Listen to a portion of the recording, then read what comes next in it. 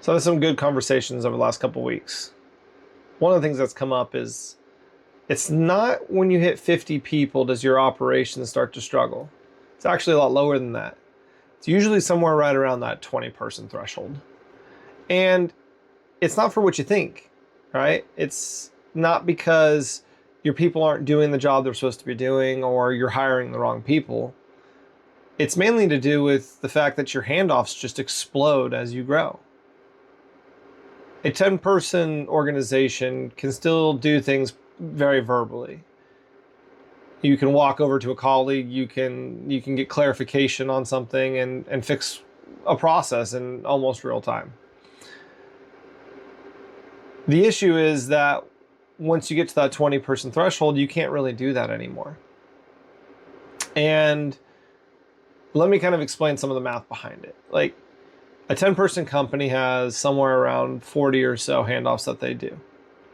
As you hit that 20-person threshold, that increases to somewhere north of 190.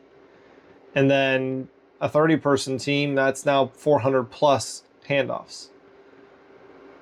And the reason for this is it's not a linear growth, it's a compounding growth. As you add more people, you add more complexity. As you add more complexity, there's more handoffs. Teams have to talk to each other.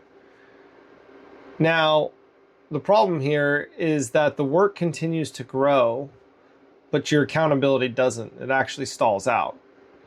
And the mentality of someone will handle it becomes your new operating model and is going to cause you problems now.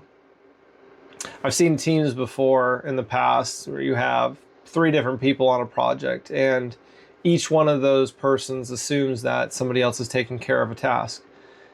In the end, nobody owns it and nobody handles it. It ends up being dropped. Right? And then the first time you start to really kind of see traits like this or trends like this is usually when you hit around that 20-person mark. Something critical fails or something slips through the cracks. And then the result of that is leadership ends up having to become firefighters, right? Longer hours, you are now more reactive instead of being proactive. Most teams tend to pivot and try to help with collaboration tools or communication tools.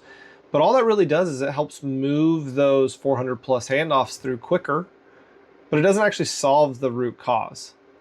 It doesn't remove the ambiguity associated with having that many people and that many handoffs. The correction you need to make is actually a lot simpler. You need to assign one owner per outcome.